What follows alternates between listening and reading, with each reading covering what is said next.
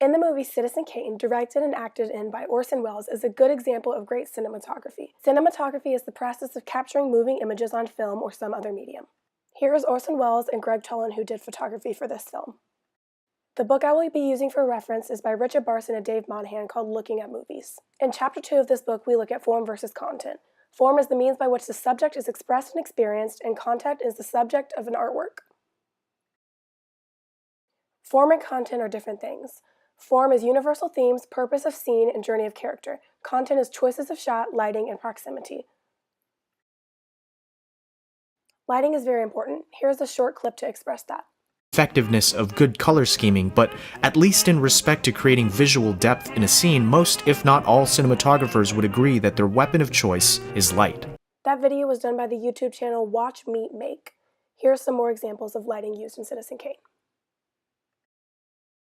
An example from a source credited at the end is how this picture is actually drawn, and the audience members in the back and side, where light isn't shining on them, were actually cut out to have light go through the holes to make it look like people were there.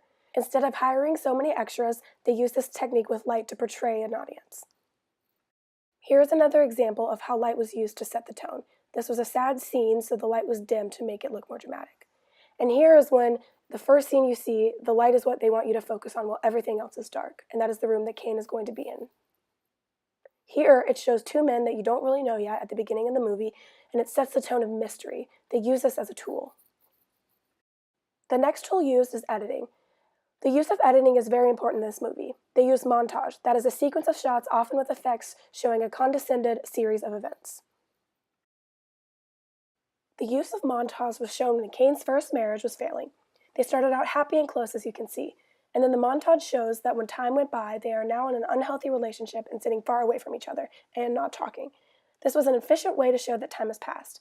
You can pick up that it was different days with the different outfits and conversations that they were having.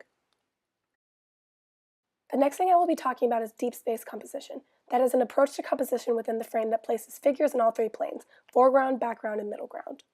Also the use of depth of field.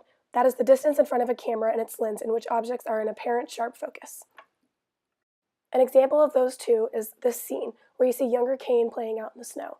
Then, as the camera goes back, you see the man that is going to take custody of him looking at him.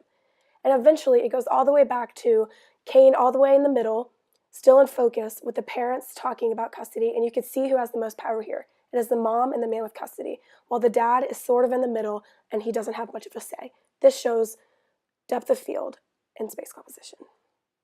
Another example is this picture. The camera is at a low angle, so it shows the man looking more tall than he actually is. This scene is also important because not only was it a long shot, which means they didn't cut while taking this, Kane is also looking incredibly small next to the big fireplace, while Susan looks normal size because she is closer to the camera.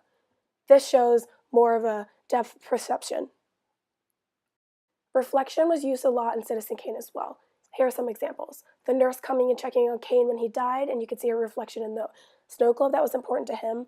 This kind of shows authority and who is important here. And this scene really spoke out to me when I watched it because it is very emotional, and it shows just Kane thinking about how he is, and just multiple Kanes, and thinking about his life because it was close to the end of the movie. Little things like reflection can convey a message, so that's why this is so important. All in all, Citizen Kane was an outstanding example for showing the use of form and content. I've learned so much from this.